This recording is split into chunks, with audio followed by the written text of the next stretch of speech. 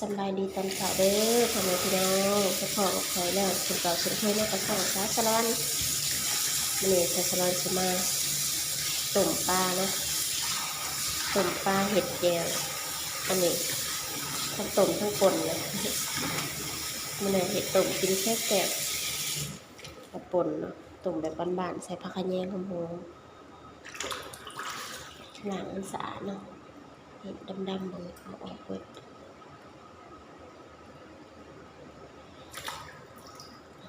อันนี้พาหัว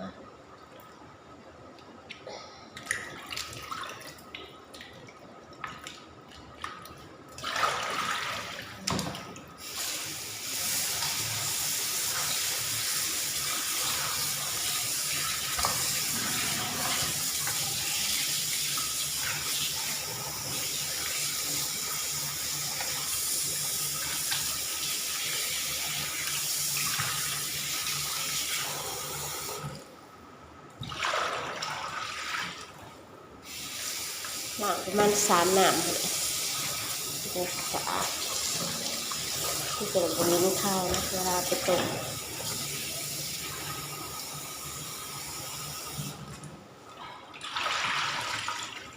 เรียบร้อยเดี๋ยวมาหั่นตะไคร้นะวางใส่ตะไคร้นะ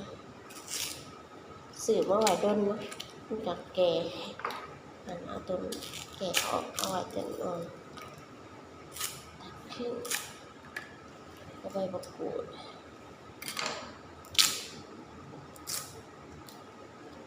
จะต้มปลาเลยพริกด้วยเดี๋ยวไปเห็ดแจ่วอันป่นปลาเนาะพริกหั่นใส่ปลาแล้วก็ใส่สีหน่อยพอมีหลายหอมแดง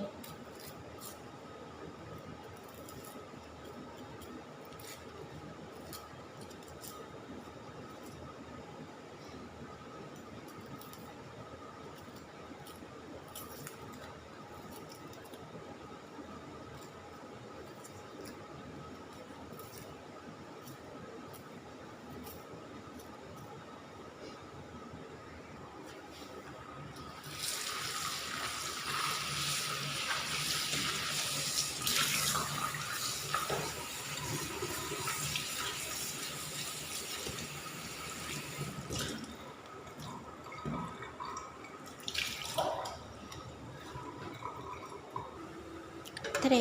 หมอห้าพดพอดีเนาะเอาทุกอย่างเอาลงไปเลยนี่ตะไคร้ใบมะกรูดแล้วก็หอมแดง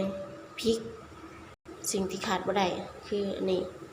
มะขามเปียกเนาะใส่ลงไปมันจะได้ส้มๆใส่หลายๆเอากระซิมาปรุงเนาะแบบนี้เนาะใส่น้ำปลาแดกลงไปใส่น้อยหนึ่งแล้วก็ได้ใส่หลาย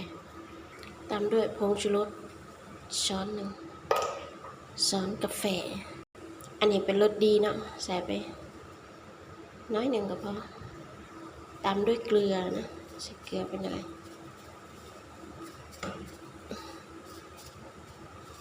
ใส่เกลือไปหลายเติมเนาะเพราะว่าเราใส่น้ำปลาแดกหน่อยเดียว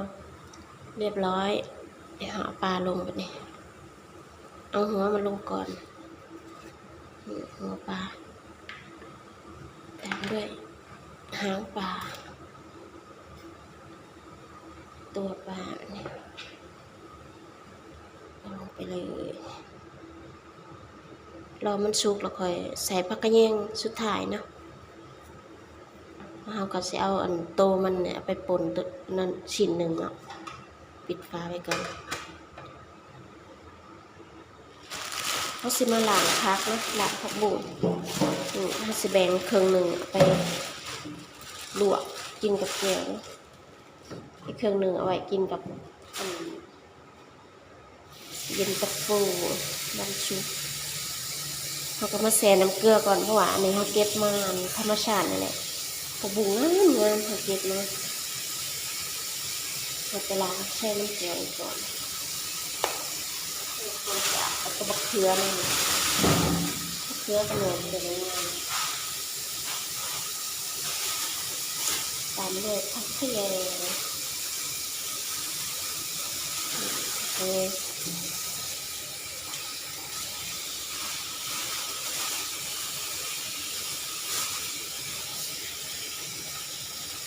ไว้ใส่ต้มปลา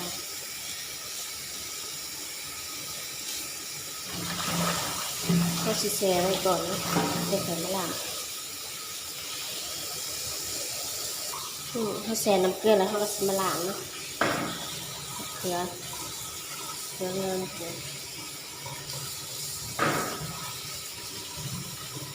เลือกก็สิเอาไว้ปนมาอื่นเนาะกินเนี่ยเพื่อแซ่บ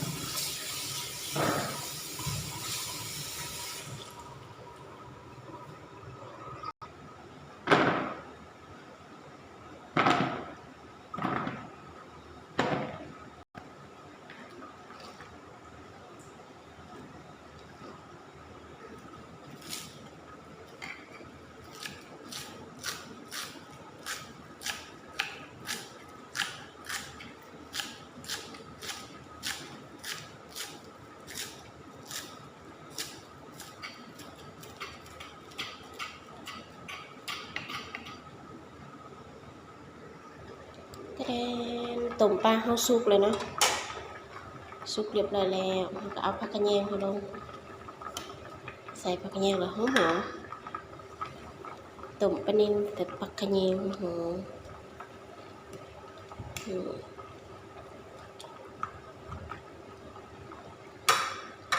เดี๋ยวรอผักกระเยงมันสุกแล้วก็เอาตักเอามาป่นเนาะแล้วเรียบร้อยต้มปลาเขาบริญญา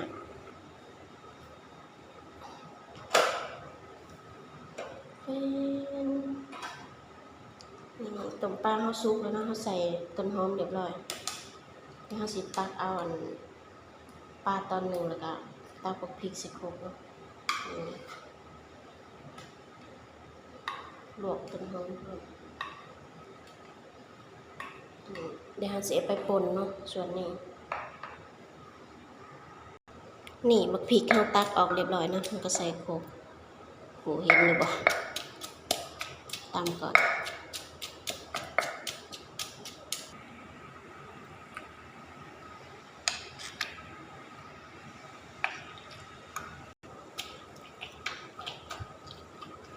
นี่เอาแต่สีนปลามาป่นนะส่วนกระดูกเขาก็ทิ่มไปแล้วน่ากินขนาด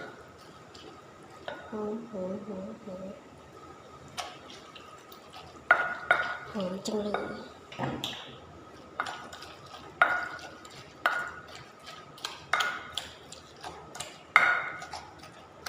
อันนี้น้ำต้มกับต้นหอมที่ห่อนเตรียมไว้อะไรเนาะแล้วก็เทเลย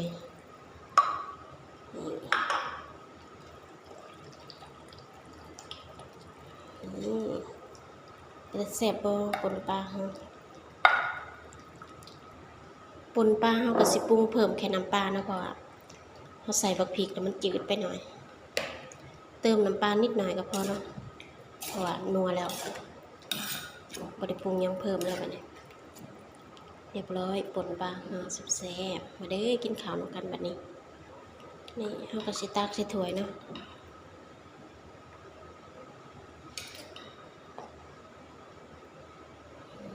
เรียบร้อย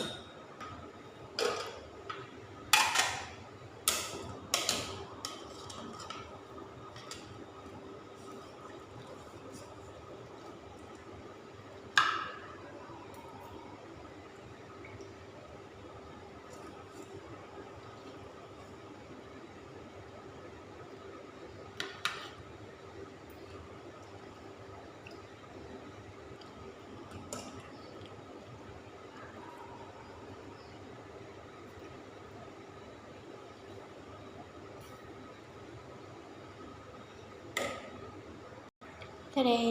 นี่แล้วเรียบร้อยเนาะอันนี้ลวกผักบุ้งครับไปลวกต่อบริทายเนาะกับมะเขือที่เราล้างมาอันนี้ป่นของเราอันนี้ต้มปลามาเด้กินข้าวแซ่บๆวันนี้เรากินแบบน่ากินซื่อๆเพราะว่ามักกินป่นปลาแต่ว่าอันนี้บ่เคยกินปานใดแต่ว่าค่อยมักแห้งคือป่นปลาแล้วก็มะเขือมากินข้าวนำกันเด้อแซ่บๆคลิปนี้ก็อำลาพาจากเพียงเท่านี้เนาะฝากกดไลค์กดแชร์กดติดตามเพื่อบ่พลาดคลิปใหม่ๆไปแล้วสบายดี